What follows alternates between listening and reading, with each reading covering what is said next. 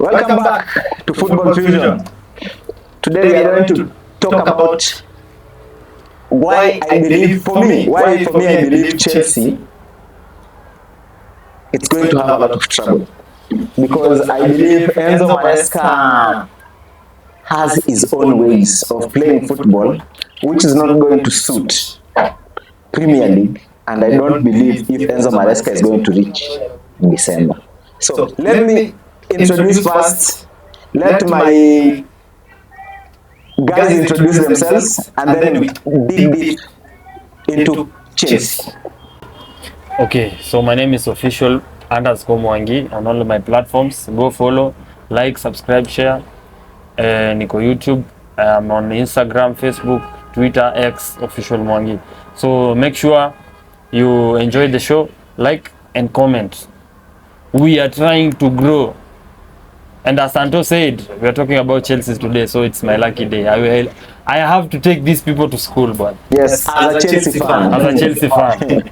My name is MC Tristan. Actually, I'm on X.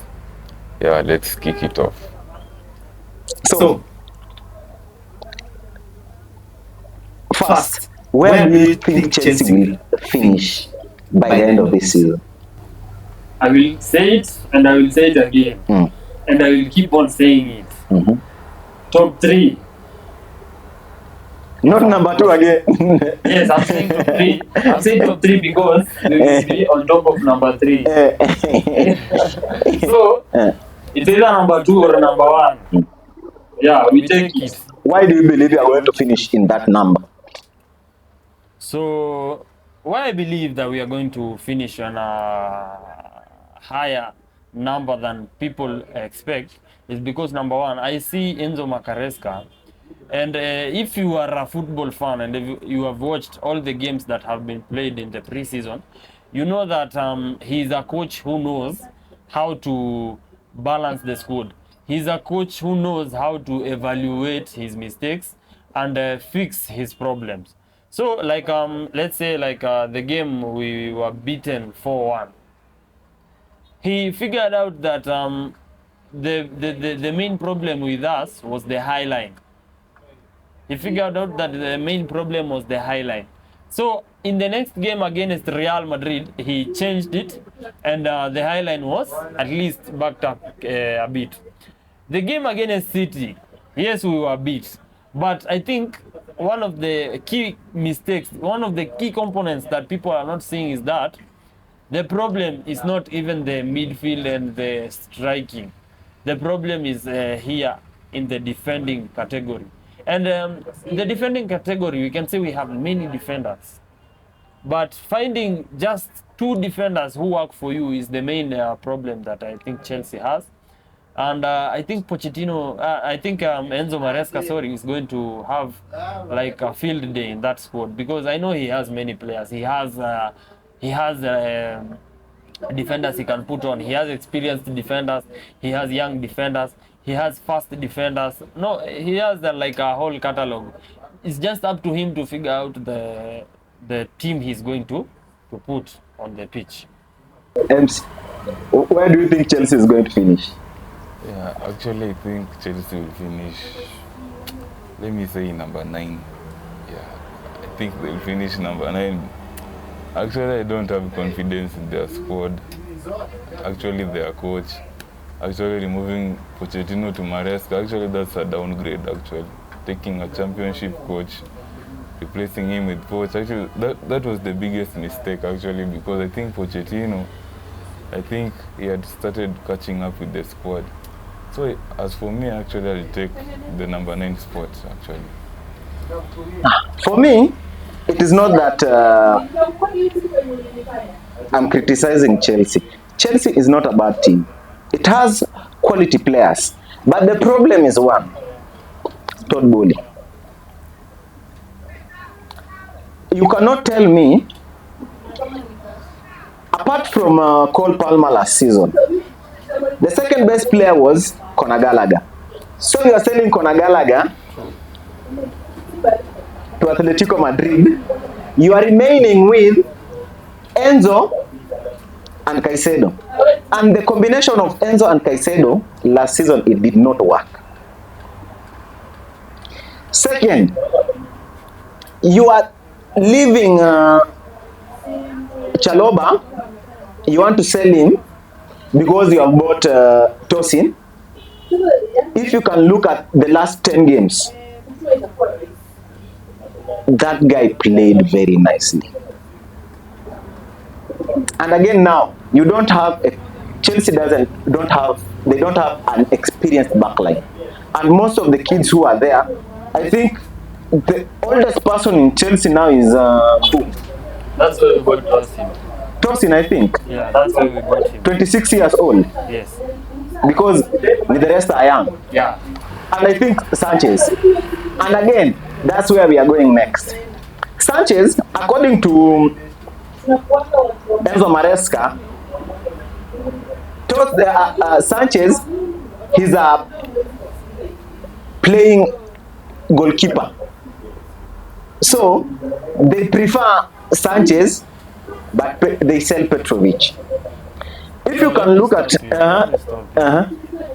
the reason why we sold Petrovic was because I know he is a good keeper, reaction wise is very good, but it's just the reaction.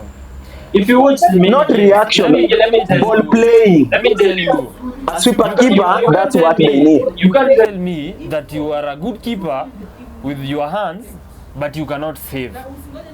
And if you watched some of the Chelsea games that Petrovic played, let's say like the Burnley game.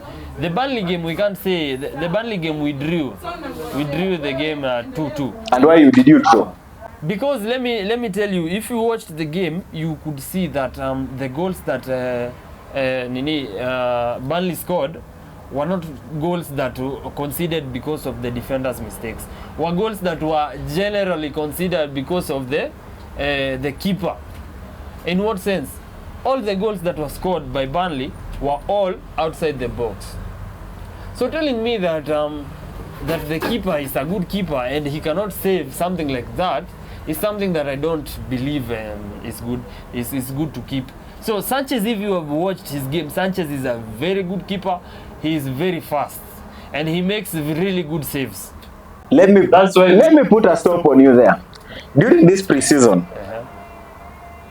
Sanchez, he has been scored 12 goals. 12 goals in preseason.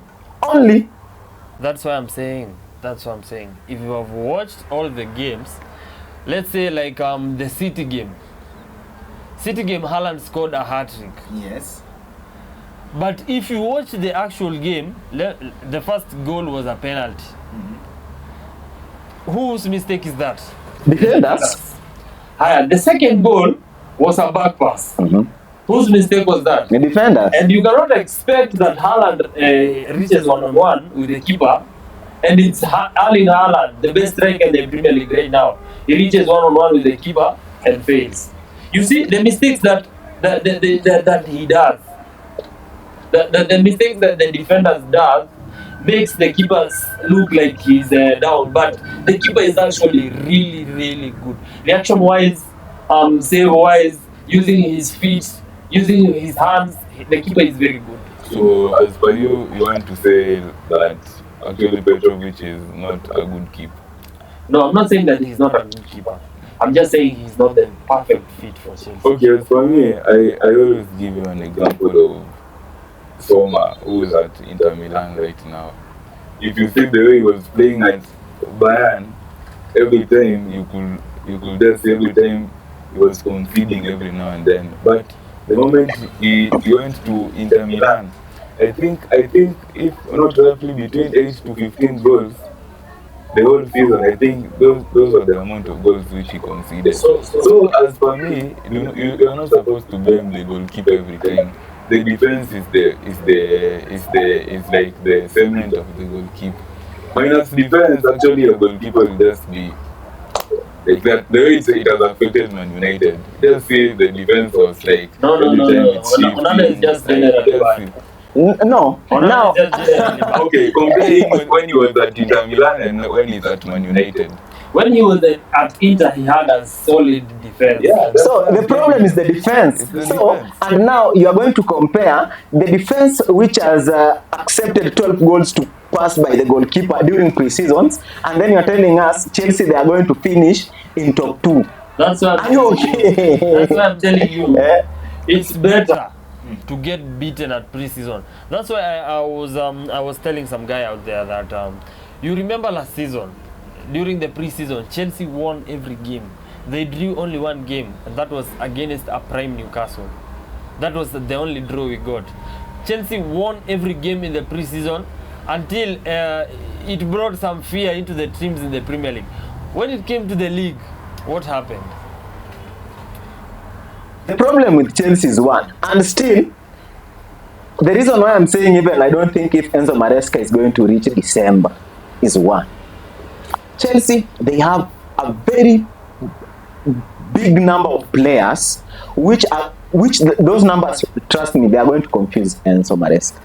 Because for now, a Chelsea fan can give a squad which he wants to see, but that's not what Enzo Maresca wants to see. You see?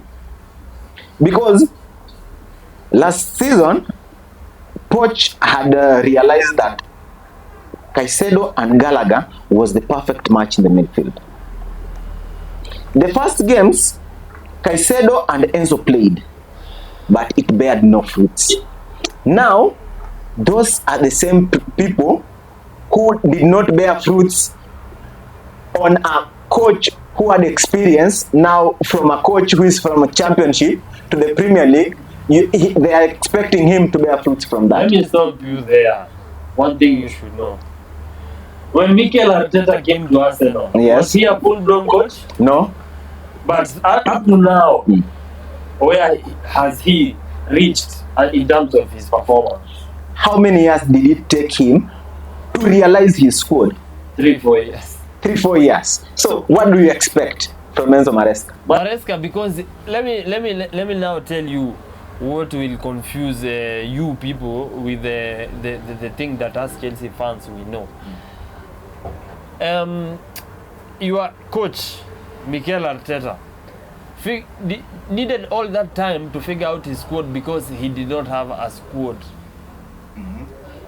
Maresca has just come into a Chelsea team who has a very large squad depth, and I know, and I really know, if he is a coach who uses his brain very well, he will figure out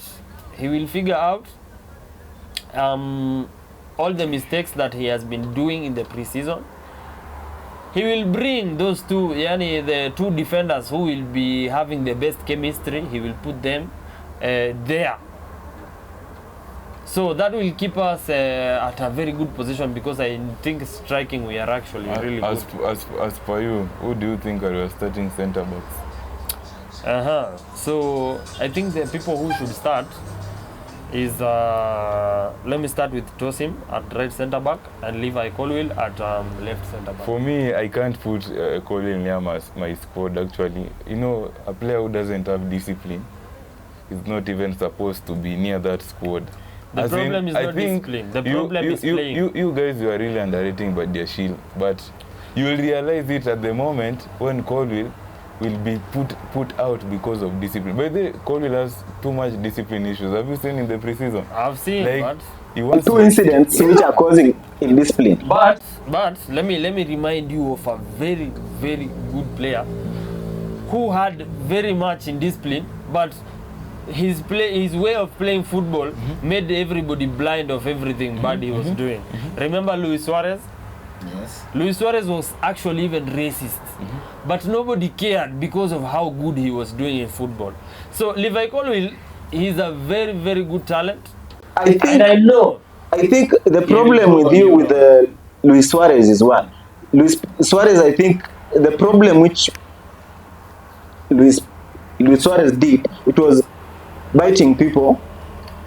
He was only, I think, really very racist. He was very racist. But apart from racist, when he left Liverpool and went to Barcelona, we did not hear any incidents. about him, even when he left Barcelona to Atletico Madrid, and even now he's in Inter Miami. Inter Miami, yeah. We have not seen that. I think that one was just immaturity. But now I want you to give us your first 11 who you think will improve Chelsea and take them to the next level. You as a Chelsea fan. So, me as a Chelsea fan, I sat down, I did an evaluation, and I saw that this Chelsea squad actually needs 3 things. Like, we could use only 2 formations for our squad. So it's either we use 4-3-3, and that's the system which Enzo Maresca uses. If it's not 4-3-3, I think another system that could really work is 4-2-3-1. 4-2-3-1. So if it's 4-3-3, let me start with keeper. I will obviously start with Sanchez as the keeper. At right back, I will start Malo Gusto, because as long as Malo Gusto is fit, he will do a very good job for us. At right centre back, I'll put Tosin. Tosin has a lot of potential, and I think that he's coming to a Chelsea squad that is very new, and I think he's going to show people his full potential, which he could not be able to show at Fulham, but we are going to illuminate him. At left centre back, even though you are saying he's very indisciplined, I would put Levi Colwill. At left back, we would put Kukurea. He's going to do a very good job for us because he's a very good player. He knows how to isolate wingers. He knows he knows when to attack. He knows when to stay back and defend. My midfield, if we are using 4-3-3, I would start Moises Caicedo at 6. I would put KDH. KDH, if you have watched his games, he's a very good player. And I would put Romeo Lavia. But the problem is that I don't know why Enzo Maresca is treating Enzo Fernandez like he's a special player. But I would start, that's the midfield that I would start. Romeo Lavia, Moises Caicedo, and KDH. Let's go to attacking. On our right side, we would put Cole Palmer. He's going nowhere. At 9, he will have a lot of controversy, but I know he will make a big adjustment and improvement. I know at pre-season he was training. I know he was training very much, and I know he has improved. By now, he has improved his attacking play. I would put Nicholas Jackson, and at my left wing, I would start Pedro Neto.